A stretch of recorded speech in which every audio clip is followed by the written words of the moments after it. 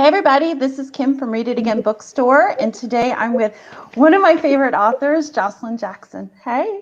Hi, Kim. Hi. Okay. Thank you for having me. I appreciate it. I'm actually really excited about this because I always just wanted to sit down with you. I've met you a few times over the years, like conferences, whatnot. I mean, Read It Again's been around for 19 years this fall. And so I've met you several times, but I've never gotten the chance to like sit down and actually talk to you. And so I was really excited about this. I am too. I'm very, very excited. Yeah, our paths have crossed multiple times, but we've never really had an opportunity to just hang out on a Zoom. Can you tell us a little bit about yourself? Sure. I'm Joshilyn Jackson. I'm the New York Times and USA Today bestselling author of 10 novels. 10 novels. Yeah. Yeah. So the most recent one is Mother May I? Oh, wait, no, there. I'm learning how to point on screen. It's the opposite. So the trick is, anybody watching, and they have the opposite when you're on something like this, close your eyes if you have to fix your hair, and fix your hair with your eyes closed. Because okay, I'll tell you the truth. I cheated on the left-right test in kindergarten. I don't know my right from my left. No, I don't either. Yeah. Yeah. Like so when you say that, I don't know which way I fix my hair. Typically it's like body memory. Your hand just goes automatically to where you're parted. No, I'm dyslexic, so I can't do this test, left from right. Yeah. I can't. So I do it. I write with my right hand, so I do this motion when I have to do left or right. Yeah. And then go ahead. I do the pledge. The pledge. That's a good one. Hand is the pledge. I start to think the pledge and my hand just goes like that, and that's the only one that works. Well, when I took my driver's test, I wrote an R on my right hand and an L on my left hand, so that when they were on the wheel and the guy said turn right. So that's smart. Well, in the car, my husband says your way and my way. Turn your way and my way. My way is the passenger side. So no, my way is just always right. No, my way is the passenger side. So if he's, I know. So I will say turn my way when he's driving to mean this way. Right. And if I'm driving, he'll say turn your way, which should be left, but it's my way's this way because I hate driving. So he's almost always driving. Like that would just start a bunch of conversations about my way being always the right way. Yes. That's right. My way. Yes. My way is the right way. That is true. That's even if we need to go left, my way is the right way. Okay. I can do one thing. I can write novels, and you do that beautifully. Thank you. And then I'm basically useless in every other area of life. I can't even tell my left from my right. What? I know I can't either. Yeah. So, okay, tell us about Mother May I. So Mother May I is the story of a mother, Bree Cabot, who has two teenage girls and an oops baby. And she is happily married. She grew up kind of blue collar, like barely middle class, just clinging with their fingernails. You know, the kind of thing where you're not food insecure and you have a place to live, but if one thing goes wrong, everything kind of falls apart. But she's been very, very upwardly mobile, and she has this sort of beautiful life. And one day when her daughters are at play rehearsal, she looks away from the baby for a minute, and Robert is gone. And most of the time, you know, that happens all the time. Kids just squirt away. But for Bree Cabot, there's a note left that says, "Don't go home. You know, wait for my call." And if you've ever read one of my books before, you already know this is not a straight up kidnap and ransom situation. The past is always alive in my books. It has a pulse. It has a heartbeat. In this book, it has teeth, and the past is coming for Bree Cabot. I have to admit, whenever I read a book where a child is hurt, I skip to the end to make sure things. I won't say, but I had to do that because I'm like, I can't invest myself. Okay, I kind of gave it. It's good. So yeah, I mean, I don't want to say that the book has. I don't want to say too much, but after you finish reading the book, you won't need like a lot of therapy. You might need a little therapy, just a little. just a tiny bit of therapy to get right with the Lord again. When I finished reading it, I remember just sitting in my living room because I listened to it, and just being like, whoa. And then I didn't move for like 10 minutes. Oh, thank Mhm. you. Mhm. I'm proud. This is my second thriller. I kind of changed lanes. Well, not really. I mean, I think it's kind of interesting. Like, I definitely it is a lane change. It's a genre change. Where it would be in the bookstore might even change depending on how you organize your books. But when I think about like my first 8 books and these two, did you see that? I did it the right. Oh, now I can't do it the right. These two, look, I did it the right way. When I think about my earlier books and these two, like if I look at my first 8 books, there always was a murder mystery or the engine of a thriller. It was just a secondary story. It was submerged. It was not the main focus, but it was always there. And I think that as I've gotten older, like part of me just like the older I get, the more I just want to kill people. So this is helping me. And also just like, it's the same, it's all the stuff I've been interested in writing about for 2 decades now, motherhood, redemption arcs, how far can you go into the black and still find your way back home? It's all of my themes, but the murder thriller part has just moved to the forefront instead of the background. My characters, my fierce women who act instead of reacting. If you like my earlier books and you don't mind, some tension, I like these. Never have ever. It surprised me, and I don't get surprised in books. Oh, me either at this point. Yeah. I always love it when a book surprises me. Surprises me. I think that's very kind. And we've had conversations like about that in the store, just all of us who read so much on a daily basis. Like, your book really did surprise all of us. No one saw it coming. I love that. Yeah. I love that story. Well, I think, I talked to you, I don't know if you read Jennifer McMahon, but like she wrote Dismantled. Okay. The Drowning Kind. She's kind of a feminist horror writer, one of my favorites. She and I have this, and her books always surprise me, which is honestly not easy to do because I read so much and I write so much. And she and I have the same process, which is we don't know what the end of the book is. So we just sort of launch our little boats blindly. We know our characters, we know our inciting event, and we sort of discover stuff. And the twists shock us. Like my characters will do something and I will be really surprised and I'll be like, oh, that's right. And then I'll go back and set up for it. So there is foreshadowing and it does, support it. But if it surprises you, it's because it surprised me first. So are your characters, are they like fully formed in your head? Like they're people that just live there and tell you what to do? Yes. I know that. I'm not a woo-woo person and that sounds very woo-woo, but it is for me, it really feels more like my background is in theater. I read my own audiobooks and audiobooks for other people. I started out as a playwright and an actor, and it feels like an acting job, like it's trying to inhabit these people. And then I sort of invent a situation, and then as that person, try to navigate my way through it. And it can be very surprising. Speaking of doing your own audiobooks, do you mind doing a quick reading? I do not, but can I talk for just a second about Libro FM? Do you know? Yeah, I love Libro. Me too. If you are an audiobook person, but you also like supporting your independent bookstore, have I got a service for you? It's Libro.fm, and it's a subscription service. Your credits never expire. It works just the way the other audiobook things work, but you get to choose your local indie, and you're supporting them by buying that way. So I like it. I'm just going to read the first couple of paragraphs of Mother May I do want to say this is not a supernatural book. This is fairy tale imagery. So don't think that you are walking into like a Buffy kind of a book. This is a thriller, but I woke up to see a witch peering in my bedroom window.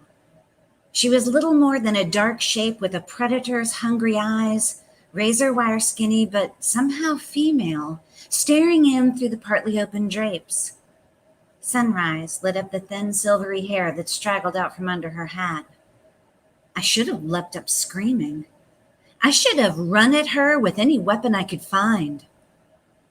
Instead, I thought, I hope she's not standing on my basil plants.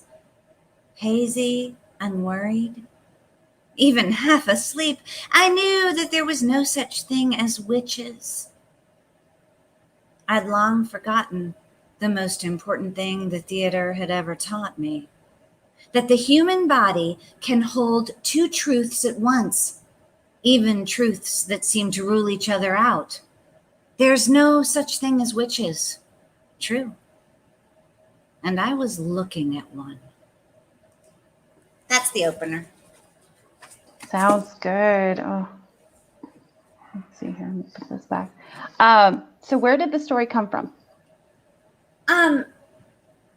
Well, a lot of places. Like anything else, I could tell you 100 stories to answer that question, and they would all be true. One place it came was I work with an organization called Reforming Arts, reformingarts.org, and we are in partnership with Georgia State and GCHEP and many other nonprofits and educational resources and facilities, and we bring higher education into Georgia's women's prisons. Mm-hmm. And doing this work, especially teaching creative writing, I honestly think that's one of the reasons I ended up kind of shifting to thrillers. I got more interested in the way crime works in this country, and the way incarceration works in this country, in the socioeconomic injustice that we have going in this country. And so, like, Bree is this very upwardly mobile person who now has a very comfortable life. And that's personal to me too. Like, I was raised very blue collar working class. I've been very upwardly mobile. So there's things I can do that nobody's going to mess with me about. And I also am a person who are we being recorded? Let's just say this. I got a lot of second, third, fourth, fifth, and sixth chances because I didn't make good choices, as I'm always telling my children, make good choices. Make good decisions. I drop them off and say, make good decisions. Make good choices. And I did not. I made very bad choices, but I had so many safety nets and so many people who loved me. And so for me, this book started with the idea of, here are two women, because this is not a spoiler. You learn this very quickly. The person who has Robert is actually a mother herself. And she and Bree have very similar backgrounds and lives, and their lives have intersected in ways Bree doesn't realize. She doesn't uncover the ways their lives have intersected earlier, but they have really similar backgrounds. And where Bree's family has been upwardly mobile and she's had a lot of luck and a lot of breaks, this woman's family went the other way. And they fell off the edge of that cliff. And this woman she is a horrible person who has taken someone's baby. And that is bad and wrong to do. Don't do that. No matter how justifiably angry you are, what she does is horrific. She is a horrific person who makes horrific choices. At the same time, I have a lot of empathy for her. And Bree does too. When she and this woman get in contact with each other, like, they understand each other. And this woman thinks of Bree as like this rich man's wife. And when they start talking, they realize how much they have in common. And each of them is fighting for their own child. So they're heading for this hideous conflagration that can't be avoided. But there's this, sure, Stockholm syndrome is a part of it, but there's empathy there. And that is where the book started for me, with this idea of these two people who started at this very tenuous place, and one went this way and one went this way, and how that affects their children, and what fairness looks like, and what justice looks like. And if you're poor and everything goes against you, it's very hard to get justice. And so she takes that into her hands. Yeah, I love this book. We've been hand-selling the heck out of it. I love that story. Sure. Let's go to a meadow, and I'll put my head in your lap, and you can tell me that again slower and just kind of pet my hair. That'd be great. But I got to close my eyes to pet my hair. Just to find your left, right. Yeah.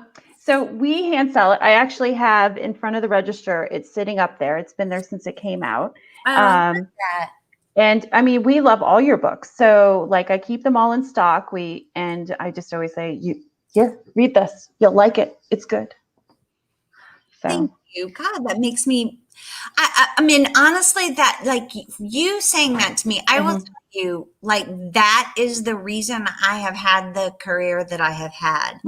My books are a little bit between genre. They're a little bit weird. It's not, if you like my kind of thing, you really like, I have a lot of readers who've read all my books, but I'm a little hard to find, I think, because I do kind of live in this interstitial space, and you like hand sellers have built my readership one by one, putting books in the hands of readers that they know are open to something that's a little well, your books are always the ones when people come in and they need to give a gift to somebody. And you're my favorite person. And every time I would see you at a convention, I always get you to autograph it to one of my best friends, Layla.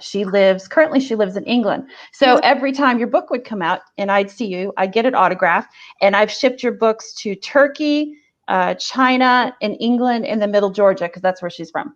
I love that. I've never been to Turkey vicariously through my novel. Hey, Carlos. Okay, so what are you working on now? Another thriller. It's called With My Little Eye. And so one of the things that interested me about Mother May I is I've never really written about, well, I have in A Girl Who Stopped Swimming, there's a character who runs a small theater, but she's a minor character. And I got very interested in like looking at theater and like having that kind of background. And I'm not done with that. Like a lot of times I'll notice that a thing that's kind of minor in one book will move. I'll explore it a little bit in a book. Like, this needs its own book. Because Bree is not an actor. Bree was a theater major who got married right out of college, and her daughter is in the school musical. So, and thematically, there's this idea of masks and being how many people you can be, and everybody's very performative. Like her husband is a lawyer, her best friend is a cop. These are all professions that are lie, and she's a mother. These are all professions where you have to lie well. So lying is a thing that matters in the book. And so the theater is just kind of this little edge thing that gets mentioned because of her background and her daughter. So I wanted to write a book where the main character was an actor. And in My Little Eye, Maribel Mills is Maribel Mills. Maribel Mills. Love it. Isn't that a great name? Yes. Very actory name. She's a TV actor. She's one of those people who had an iconic role that was very small on a super influential 90s sitcom. So not one of the Friends, but like Janice on so she's known for this one thing, and she's been able to make a living as an actor because of that one role that she had. But she's not famous. Like she would say, you might recognize my face, but you don't know my name. And she has a stalker in LA. She has an adopted daughter named Honor. It's just a small family of two who's now 13. And she's approaching 40. According to IMDb, she's going to be 40 in 2 years, but she's actually 43. Actors. And her agent is like, your income's about to plummet. You're about to hit your shelf life. We need to get you in a show. So, and she has this stalker. So she's sworn she'll never go back to Georgia for reasons for the capital. Yeah. But she has this stalker who's gotten very, very serious and very dangerous. So she takes a role that films here in Atlanta, where a lot of things film. Thanks, yeah. And when she runs from this stalker, she actually steps back into this nest of her past that's probably more dangerous than LA, except that the stalker's following her anyway. So it's this conflagration of events coming together in my city that I love. Oh, I love that. Oh, I can't. Okay, so when's that coming out? Next spring? April. Yeah. Yeah, next spring. Oh my gosh. Yeah. When your books come out, it's always like the highlight for several months. So. Oh, God, Kim, you're so nice. Would you like a puppy or some brownies? I would love a puppy. Thank you. My husband won't like one, but I would love a puppy. I would not love a puppy. I have a dog and 2 cats. I don't. And I'm crazy about them, but one more puppy, I think, would be all it would take to put me right over the edge. Yeah, we're down to one. We had 4, and I think at the end of the summer, I am getting him a buddy. Oh, that'll be great. Mm-hmm. I don't like puppies. I love other people's puppies. Puppies. I don't like puppies. I like dogs. Yeah. I like dogs. I can't with a puppy anymore. No, our last dog came house trained. Yeah. And didn't get on the couch. I ruined that. So I think I don't care if they get on the couch. All my animals are all over everything. All everything. Sleep with me. Very cool. I'm very housey. So, what are you reading right now? What can you recommend to people? Hold on. Well, first of all, I see over your head, Shiner. Yes. Shiner. Did you love it? Right there. Yeah. I haven't read it. Was it good? Great. Oh, it's fantastic. It's fantastic. What I'm reading right now is an older book by Jen Phillips. She wrote Family Law is just now out, and she wrote Fierce Kingdom, which is one of my favorites. And I'm going back and reading her whole backlist. Ever since Fierce Kingdom, I just became in love with her. And then probably my favorite book I've read so far, I'm really into feminist horror right now, just the Jennifer McMahon Plain Bad Heroines. Fantastic. And I don't know if you know this, but I do a little show with Decatur Book Fest where I interview authors, and I'm going to be talking about these 2 books. Let me see. Both of them. Have you read it? I haven't. But if you like it, I'll like it. This is also another one of my favorite books that has happened this year. And I loved The 5 Wounds. It is heartbreaking in the best way. So those are my recs. Plus Shiner that you have. Yeah, this is what our bookshelf looked like before the flood. So and you have right above me The Curious Incident of the Dog in the Nighttime. That's one of my favorite books. What else? There's Mary. What's The Haunting of Hill House? Oh yeah, over there. Shirley Jackson, right? And my favorite of hers is We Have Always Lived in the Castle. That's a great, if you're going to, I like The Haunting of Hill House, but I've read We've Always Lived in the Castle probably 30 times. Wow. 10. It's one of those books and they're great book club books, great, especially at Halloween. So, and then American Judas, which is by Nikki. Love him. That is scary. That is a funny, smart, horrifying book. It is. Oh, is Mexican Gothic up there? Carlos says Mexican Gothic. Oh my God. I love that book. So good. Feminist horror. And it may have been Mexican Gothic that started out that kick. Love her. And she wrote a book called, it has a shark on the cover. It's like a YA. And I can't remember the name of it. I'm in the middle of her older one. God's Jade and Shadow? No, they just released it. I was totally duped. I thought it was a new book she wrote, The Beautiful Ones. Oh, yeah. Well, she's another one like Jen Phillips where I read Mexican Gothic and now I'm reading her whole everything. Yeah. There it is. God, yes. Carlos is on top of it. Love. Yeah.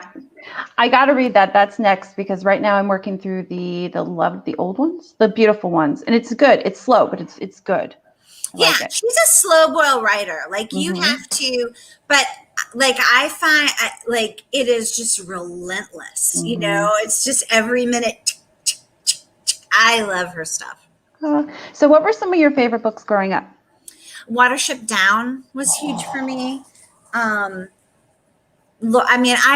read the normal. I remember I read all the stuff like A Little Princess and The Secret Garden, read Charlotte's Web until it fell apart.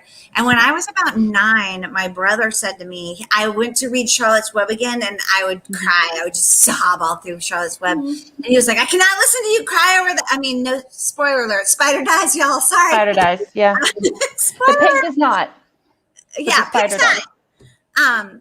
But he was like, I can't stand for you to weep over that spider anymore. And he lied to me. He put his hand over it on the bookshelf and was like, I glued all the pages together. It was a lie. But I was like 8 or 9, so I believed him. I was like,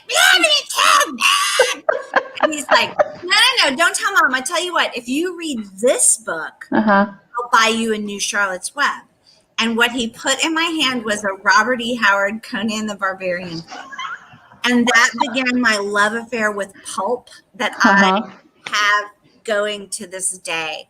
And like, honestly, if you want to, like, when I think about where my books come from and my biggest influences, it's like classic children's literature and pulp fiction. Like, I can love see that stuff. Yeah. So I was a very eclectic, weird little reader. Still am an eclectic reader. Have you thought about doing a kid's book?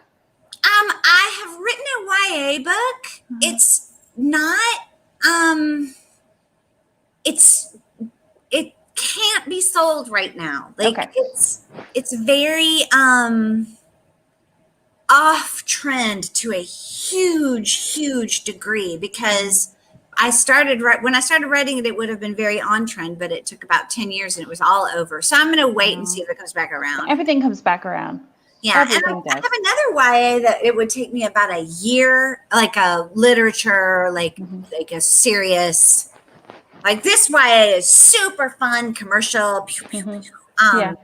But the other YA I have is pretty literary, and it would take a solid year of work. And I'm too interested in what I'm doing now to do it.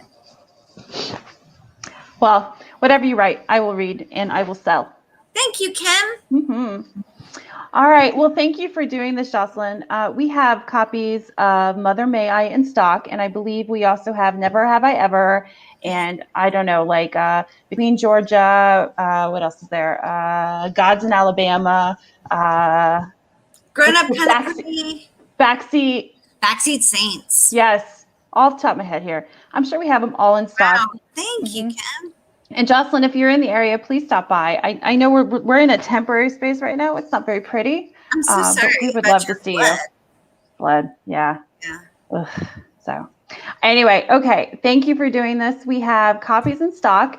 If you don't support us, that's okay. As long as you support your favorite local independent bookstore, you can buy them on our website. You can get them through Libro FM, who we love. There we go. Wait, no, there we go. We hopeless.